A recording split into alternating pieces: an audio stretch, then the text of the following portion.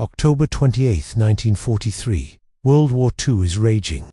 The U.S. Navy is desperate for any advantage against German U-boats. At the Philadelphia Naval Shipyard, scientists activate an experimental device aboard the USS Eldridge. The goal: make the ship invisible to enemy radar. What allegedly happens next defies the laws of physics. The ship doesn't just disappear from radar, it vanishes completely, surrounded by a strange green fog. Sailors scream in terror. The ship teleports 200 miles away to Norfolk, Virginia, then back to Philadelphia. When it reappears, crew members are fused into the metal of the ship. Others have gone insane. Some have vanished entirely. This is the Philadelphia experiment, one of the most famous conspiracy theories in military history. But did it actually happen? What's up, everyone? Back with another mystery. SiR.ReapeR here. This one's different though. We're diving into conspiracy theory territory. A secret Navy experiment gone horribly wrong, alleged government cover-ups, and a story so wild it became a cultural phenomenon. Is there any truth to it, or is it complete fiction? Let's find out. The story goes like this. In 1943, the U.S. Navy was working on a top-secret project to make warships invisible to enemy detection. The technology was allegedly based on Einstein's unified field theory, the idea that electromagnetic fields could be manipulated to bend light and make objects invisible. The Navy supposedly installed massive electromagnetic generators on the destroyer escort USS Eldridge. The experiment was called Project Rainbow, and it was conducted at the Philadelphia Naval Shipyard. According to the legend, testing began in summer 1943. One test allegedly resulted in the Eldridge being rendered nearly invisible, with some witnesses reporting a greenish fog appearing in its place. Crew members supposedly complained of severe nausea afterwards, but the Navy wanted to push further. On October 28, 1943, they cranked everything up to maximum power for the big test. When they activated the generators, something went catastrophically wrong. At 5:15 p.m., the USS Eldridge and its crew allegedly disappeared into a green cloud. After a few minutes, the ship reappeared near Norfolk, Virginia, a good 500 kilometers away from its starting point, then disappeared again and reappeared back in Philadelphia, in the same place where it had been before. The ship had teleported, but the effects on the crew were horrifying. According to the story, when the ship rematerialized, sailors were found embedded in the steel bulkheads and deck, their bodies fused with the metal structure of the ship. Others were on fire, or had become invisible and couldn't turn back. Some crew members went completely insane from the experience. A few allegedly phased out of our dimension entirely and were never seen again. Those who survived were supposedly brainwashed or threatened into silence by military officials. The Navy, realizing the experiment had been a disaster, shut down Project Rainbow and covered up the entire incident. So where did this wild story come from? It all started with one man, Carl Meredith Allen, who sometimes went by Carlos Miguel In. In 1955, Allen sent a series of bizarre letters to Morris K. Jessup, a UFO researcher and author. In these letters, Allen claimed he had witnessed the Philadelphia experiment while serving on a merchant ship called the SS Andrew Forsyth in 1943. He said he watched the USS Eldridge disappear and reappear, and he provided disturbing details about what happened to the crew. Jessup was intrigued but skeptical. Then something strange happened. Someone anonymously sent a heavily annotated copy of Jessup's UFO book to the Office of Naval Research.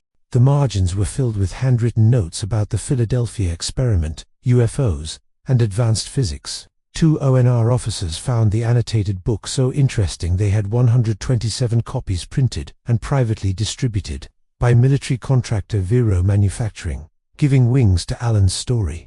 This Navy involvement, even if just curiosity, made people think there might be something to it. Then Morris Jessup died in 1959 under suspicious circumstances, an apparent suicide in his car from carbon monoxide poisoning. Conspiracy theorists immediately claimed he'd been silenced because he knew too much. The legend grew. Books were written. A 1984 movie called The Philadelphia Experiment brought the story to mainstream audiences. It became one of the most famous military conspiracy theories in American history. But here's the problem. Allen's account of the event is widely understood to be a hoax, and the evidence against it is overwhelming.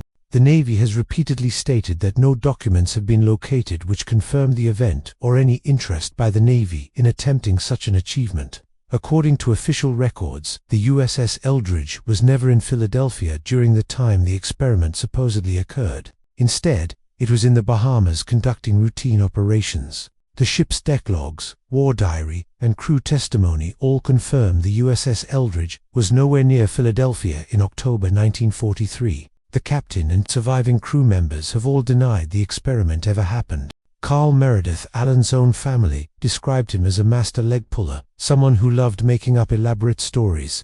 He later admitted parts of his story were exaggerated or fictional, though he never fully recanted.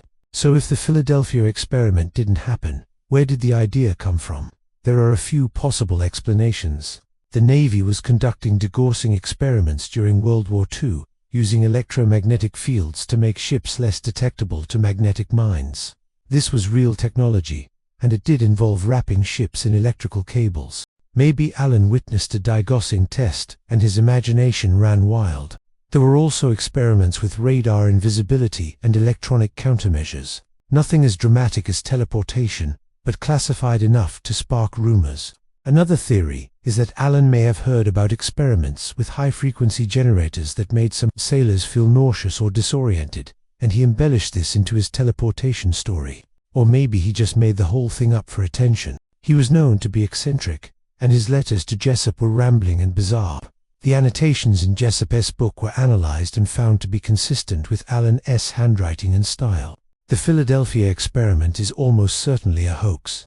The physics don't work. You can't make something invisible by wrapping it in electromagnetic coils. Teleportation isn't possible with 1940s technology, or even with modern technology.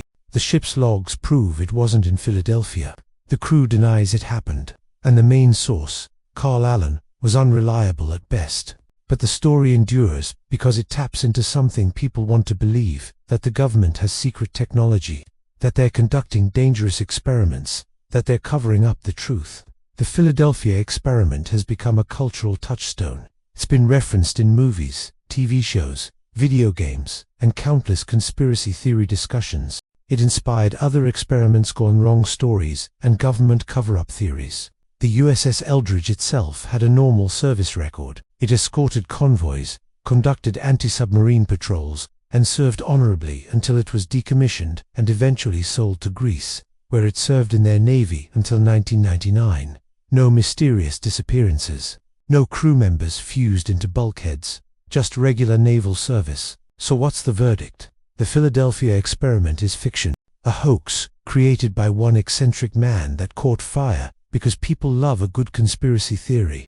But it's a fascinating case study in how legends are born, how one person's story, amplified by coincidence and government secrecy around legitimate classified programs, can become a phenomenon that persists for decades. What do you think? Do you believe there's any truth to the Philadelphia experiment, or is it pure fiction? Could the Navy have been testing something weird that got exaggerated into this legend? Drop your thoughts in the comments. If you enjoyed this dive into one of the most famous conspiracy theories ever, hit that like button, subscribe for more mysteries and unexplained cases, and turn on notifications. Thanks for watching. I'll see you in the next one.